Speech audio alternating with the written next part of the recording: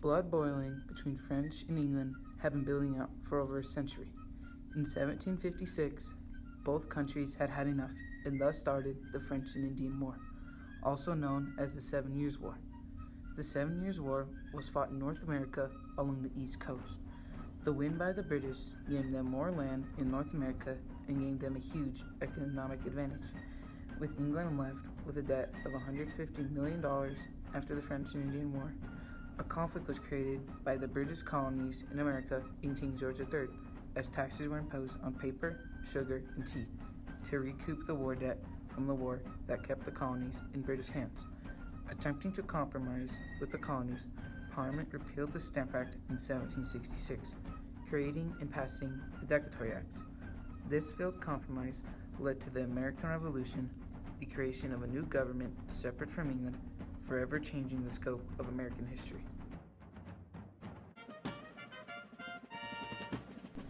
England's accumulation of debt following the conclusion and victory in the French and Indian War left the country and its colonies in a serious financial bind. The total amount of debt hovered on $150 million, and British Prime Minister William Pitt was doing little to pay the debt down, borrowing money from foreign allies to compensate the Crown both during the war effort and immediately thereafter.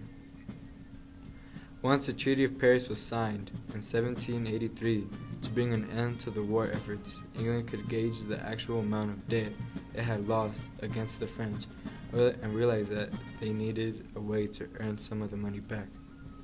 Taxes were imposed on British colonies in North America, as King George III reasoned that the colonies were partly responsible for the war debt, as the war was fought as a territorial conflict in the Americas over control of the eastern seaboard and lands in what today is modern Canada.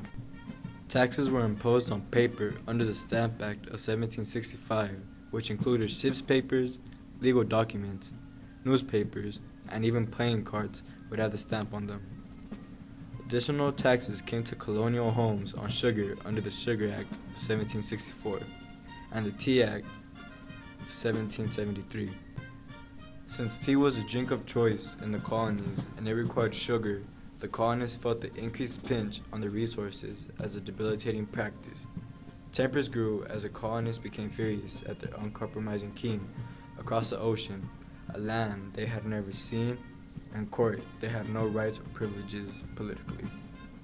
Rallying cries of "no taxation without representation" echoed along the eastern seaboard. In response to what many colonists perceived as no taxation without representation, citizens started to take matters into their own hands, using British tax collectors as a way to retaliate against the King of England. Some of the things that the colonists did to the debt collectors was pretty cruel and unusual. The most cruel way the colonists harassed the debt collectors was by pouring tar and feathers on them. Although this was one of the worst things that the colonists did to the debt collectors, they also destroyed personal property and then threatened the collectors to leave at gunpoint. Along with harassing the debt collectors, many enraged colonists started to protest by simply refusing to pay.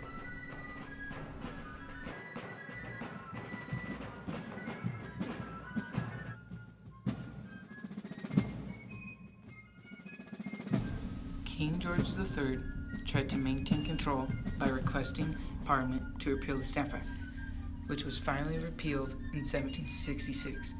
The colonists were ecstatic because they finally thought that they had won and their voices had been heard. But less than a year later, Parliament passed new acts, the Declaratory Acts. The Declaratory Acts removed the Stamp Act and gave Parliament absolute power over the colonists. The Act says several houses of representatives in His Majesty's colonies and plantations in America have against law claimed to themselves the sole and exclusive right of imposing duties and taxes upon His Majesty's subjects in those colonies and plantations. They have passed certain votes, resolutions, and orders derogatory to the legislative authority of Parliament. Taxation without representation was a fundamental difference of opinion had developed between British authorities and the Americans on the related issues of taxing the colonists and the representation in Parliament. On the surface, the Americans held to the view of actual representation, meaning that in order to be taxed by Parliament, the Americans rightly should have actual legislators seated and voting in London. The colonists realized that the Declaratory Acts took all remaining rights out of their hands and placed them in the hands of the British Parliament. The wound that was left from the Stamp Act reopened. This was the last straw for the colonies, because they realized that now with this act, Parliament could enforce any kind of tax that they wanted to at any time they wanted to. Some colonists ignored the acts because they did not take it serious. Colonists were so enraged by this act that all of this eventually led to the start of the Revolutionary War.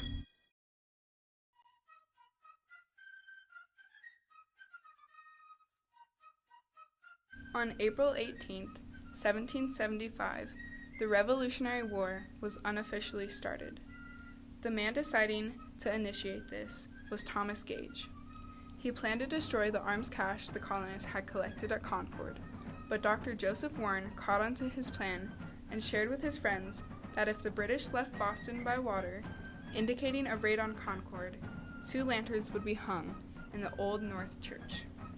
Sure enough, 800 British soldiers approached to raid Concord, but Paul Revere had received Warren's lantern message. Revere woke several colonists, warning them of the arrival of the British.